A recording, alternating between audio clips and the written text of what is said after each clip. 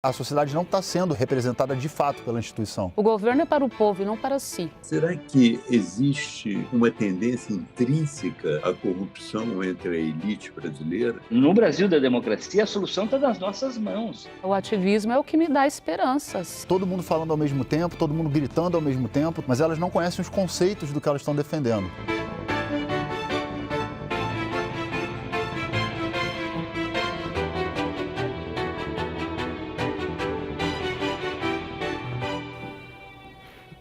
Olá, Eliana. Tudo bem? Tudo bem? Tudo. Prazer. Prazer é Satisfação. meu. Você é koala, não é? Olá, Eliane, tudo bem? Olá. Como é que tá? Tudo bem? Olá. Tudo bem? Tudo bem? Tia, como é que tá? Tudo bem. Já fui. Já foi, Já eu fui. também. Olá, eu sou Luiz Felipe Dávila, cientista político, fundador do CLP, o Centro de Liderança Pública. Esse é mais um episódio do Lado D, em parceria com o Estadão.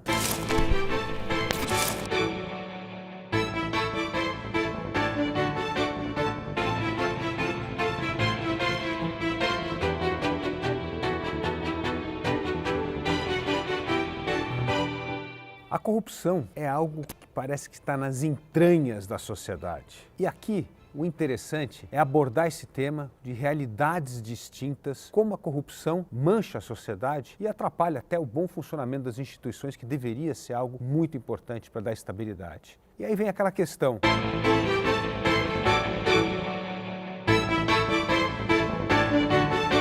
E hoje nós estamos aqui com a Eliane Dias, que ela hoje é conselheira da OAB e produtora da Bug Night.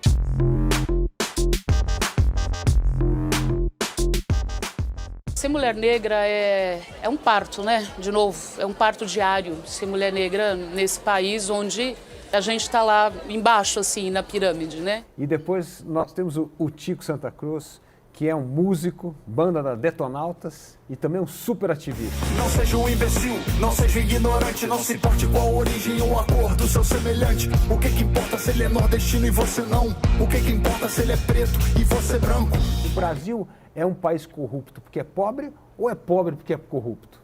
Olha, Luiz, eu acho que o Brasil não é um país pobre. O Brasil é um país extremamente rico. Se a gente for avaliar a história do Brasil, as riquezas naturais que a gente tem, o próprio território, tudo que a gente tem como, enfim, dentro desse país continental, o Brasil é um país muito rico. E a gente tem uma desigualdade abissal que coloca muita gente na pobreza, na linha da pobreza, da miséria. E dentro dessa perspectiva, a gente tem que fazer uma viagem histórica. O Brasil é uma colônia de exploração. E aí escravizam os negros na África, trazem para cá, montam uma sociedade para explorar essa sociedade, as riquezas da terra, e não tem esse compromisso com o desenvolvimento. E aí a gente vai conseguir, por esses meandros, entender de que forma a sociedade que cresce dentro dessa conjuntura, ela vai se tornando, obviamente, uma sociedade muito sujeita à corrupção, embora eu acredite que a corrupção não é uma questão do Brasil. É uma questão humana, né? Aqui no Brasil a gente tem, obviamente, outras coisas que permeiam o fato da corrupção prosperar. Eliane, como é que você vê essa questão da corrupção e a sociedade? Com relação ao Brasil, o Brasil, assim como o Tico falou, ele é rico. Ele é rico em todos os sentidos, tem tanto no sentido material como no sentido espírito mesmo, que falta, né? A gente precisa trazer esse espírito, essa riqueza, esse sorriso, essa esperança, essa expectativa de novo.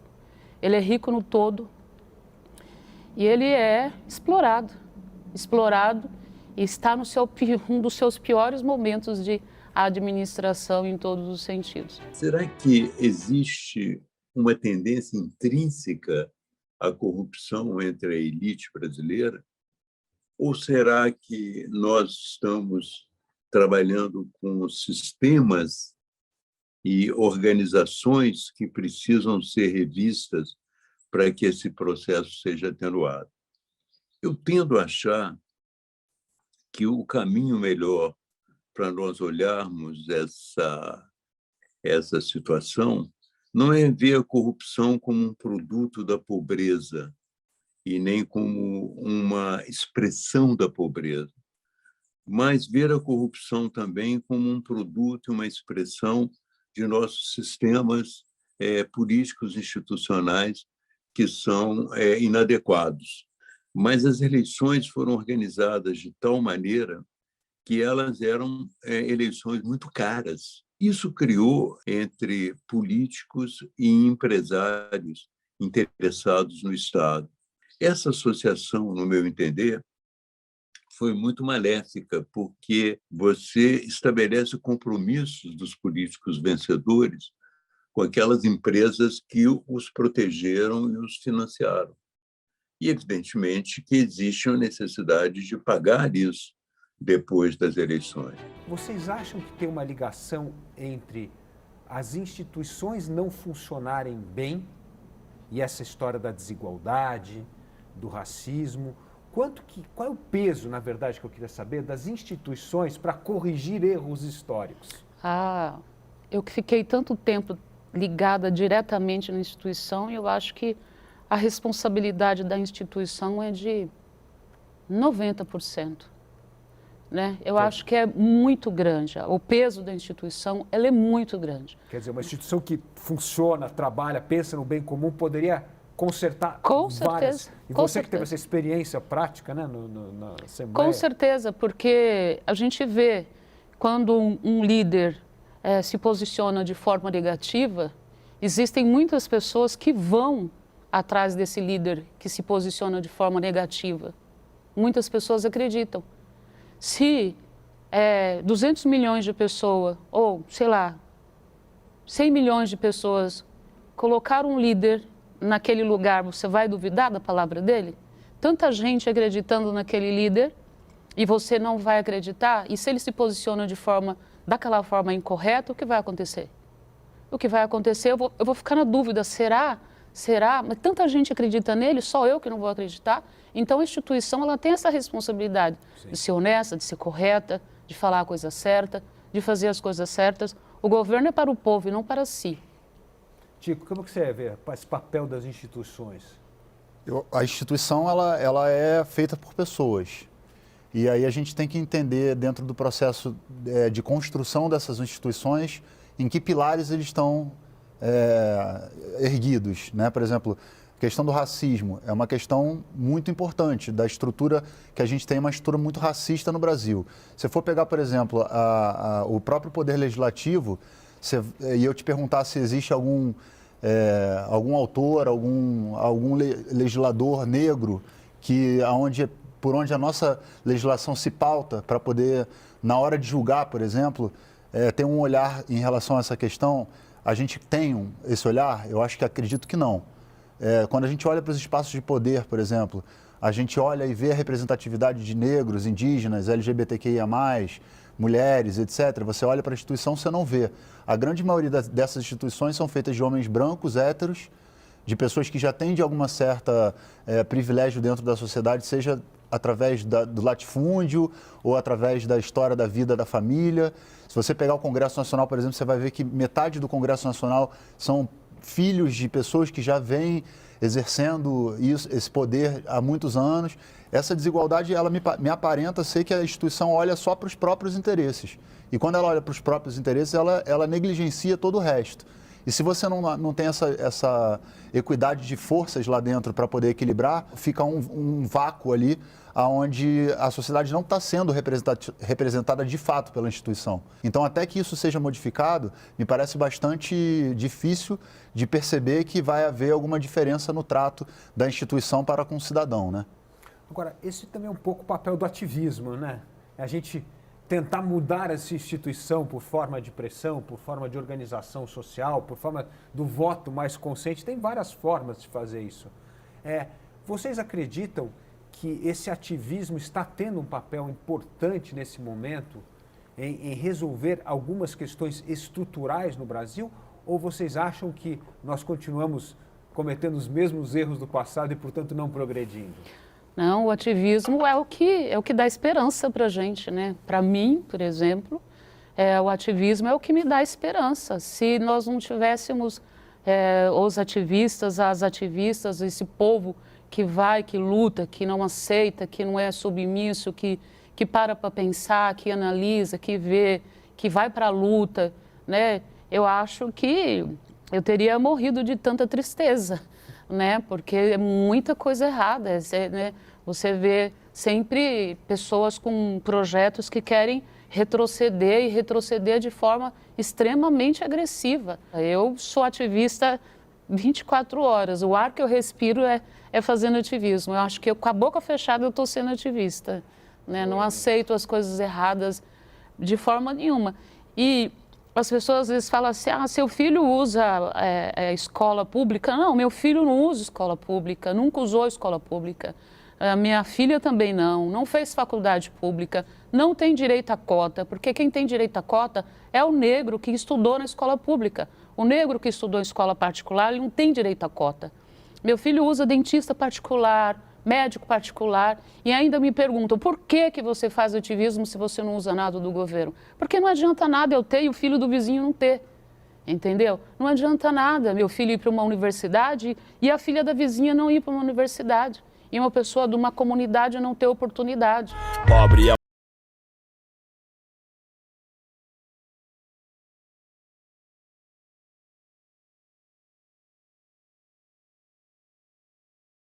Né? O que eu quero, o que é bom para mim, é bom para todo mundo, entendeu?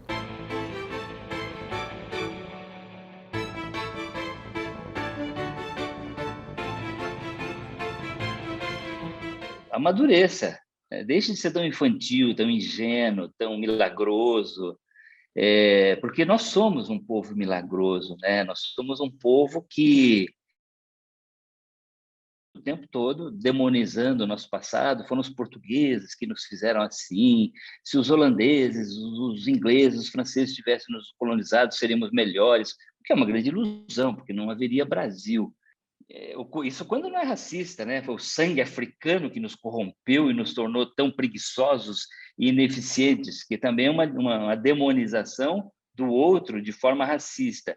Isso é tipicamente infantil. Eu acho que chegou a hora, nesse Brasil de mais de 500 anos, de assumir a nossa condição de uma nação adulta, responsável, e que não adianta acusar o outro pelos nossos problemas.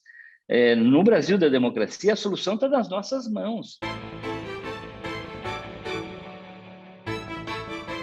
Eu sonho com um Brasil mais justo, menos desigual, um país mais tolerante, um Brasil mais educado, um Brasil que invista em educação, em ciência, em tecnologia, em que as pessoas se respeitem, que tenha um Estado eficiente, que nós consigamos pactuar o nosso planejamento nacional pela via da democracia, que nós consigamos nos distanciar da tentação autoritária que prevaleceu até muito recentemente. Mas, olhando para o passado recente, e eu tenho 65 anos, eu nasci em 56, eu vivi durante o golpe, a ditadura militar, eu já como jornalista, na idade adulta, participei da campanha pelas diretas em 1984, sonhei com o Brasil da democracia. Hoje, eu tenho a impressão que eu não vou ver o Brasil dos meus sonhos. Talvez os meus netos, os meus filhos talvez não. Por quê? Porque eu acho que os passivos históricos, eles são tão grandes, eles são tão antigos, eles estão de tal forma arraigados nas nossas instituições e no nosso comportamento, na nossa maneira de pensar, que a transformação do Brasil num país melhor vai demorar gerações. 70% dos nossos eleitores não lembram quem votou para deputado na última eleição. Então começa a ter um negócio importante. Você tem o direito de exercer o voto, Sim. mas esquece quem votou, ou não se importa com quem votou, ou não pesquisou a vida, a trajetória daquela pessoa também. Quanto desse exemplo começa hoje a transformar o comportamento da coletividade? Como é que o exemplo individual vai mudando esse comportamento da coletividade? Eu acho que hoje a gente está num momento de grande fragilidade coletiva e qualquer coisa que a gente faça que a pessoa se identifique e que dê um ar, está servindo. Então, qualquer pessoa que é liderança, né, que é uma pessoa, uma figura pública como o Tico, qualquer coisa que ele faça vai ser um exemplo. Por quê? Porque a maioria das pessoas hoje estão fragilizadas. Também, se tiver uma pessoa que está normal hoje em dia, eu vou ficar preocupado com ela, né? Também não está normal, né? Alguma coisa está errada ali, né? Então, eu acho que e com o advento da comunicação, que é instantânea, então, está muito preocupante, porque eu vejo muita gente aproveitando disso para fazer coisas erradas e disseminar coisas erradas e incentivar a fazer coisas erradas. Quando é que nós vamos sair dessa coisa da fragilidade? Quando a gente voltar a respirar, né? Porque agora nosso ar está cerceado, né? Verdade, estamos sufocados. Mas tem um ponto que a Eliane está trazendo aqui que é importante, Chico. Você acha que dá para combater, vamos dizer, essa corrupção de valores sem discussões mais profundas e sem as respostas fáceis e imediatas que acabam levando a gente até para um lado de entender a coisa de um lado errado? Como é que você vê essa questão? É muito complexo a gente fazer uma análise em relação a uma questão que ao mesmo tempo que ela é coletiva, ela começa em nós. Eu acho que existe um nível de conhecimento que as pessoas precisam ter para poder elas perceberem em que local elas estão, de alguma maneira, colaborando com esse tipo de comportamento de banalização da maldade, por exemplo. Porque à medida em que você vai tornando algo banal, esse banal se torna ordinário. E o ordinário é comum. Então, para se chamar a atenção, alguém tem que fazer algo extraordinário. Então, aumenta o nível de maldade. Né? Se antes a maldade era, de repente, não sei, um cara fazer uma piada de mau gosto, racista, homofóbica, etc., e aquilo começa a ser banalizado já por si só, o que é uma coisa absurda. Num segundo momento, ele vai fazer um ataque. Num terceiro, ele vai matar alguém. Então, eu acho que a questão quando a coisa vai ficando banal, vai banalizando, o que vem depois, que é o extraordinário, que é o que vai vir a seguir a essa atitude, vai potencializando. O que eu vejo hoje no Brasil, por exemplo, é um país extremamente dividido pelo ódio, um país que está tomado pelo ódio, de modo geral, todo mundo tem esse sentimento presente dentro de si. O que não é positivo, porque quando você está com ódio, na maioria das vezes, você age de forma irracional. E aí, para você poder transformar isso, eu acho que a questão do exemplo, que a Eliane falou, e eu acho que, se eu não me engano, acho que é Kant que aborda essa questão do exemplo, e acho que esse exemplo, sim, se a gente tiver, obviamente, autoridades, pessoas que estão ali nos espaços de poder, de alguma forma, pelo menos oferecendo um caminho que não seja o do mau exemplo, como a gente está vendo sistematicamente, né? A gente pode fazer com que as pessoas entendam que, olha, existe um caminho, por exemplo, a questão do uso de máscara. Vou dar uma coisa simples. Numa pandemia, uma orientação básica, usar máscara. Então, como é que eu comunico isso para a população, para a grande população, até para quem não está usando celular, para quem não tem privilégio de ter um celular? Eu pego uma liderança, uma autoridade, uma pessoa que representa, e ela usa máscara. E ela comunica à população que usar máscara é importante.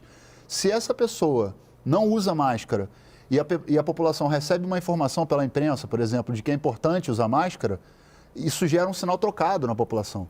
Você está tirando das pessoas o direito de saber a verdade.